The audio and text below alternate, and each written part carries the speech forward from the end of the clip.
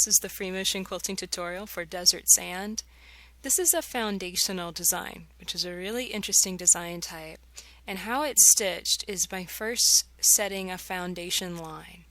And in this situation, the foundation line is a very wobbly, wiggly, very flowing line. And this can work in any quilting space. You want to have a nice bit of room for it so you can really stretch out and really show off with it. But this can go just about anywhere because it's all based on this foundational line.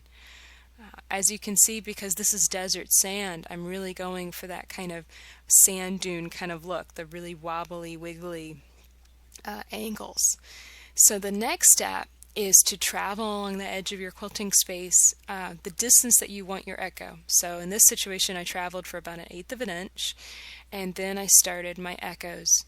And it's really as simple as just following along the edge of the line you just stitched, the foundational line, a certain amount. So in this situation I'm echoing about 1/8 of an inch.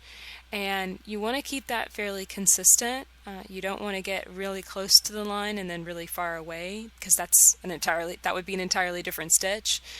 But you can see how this takes shape, and the more echoes you put on it, the more your foundational line and the texture you're going for really stands out. And this is really only half of the design. There's another variation that I plan to stitch already, that instead of echoes, it's echo lines on one side and stippling or pebbling on the other, which would add an entirely different element to this design.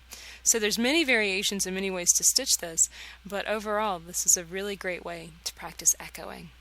And here's what it looks like when you finish desert sand. For over 150 videos on free motion quilting, go to daystyledesigns.com.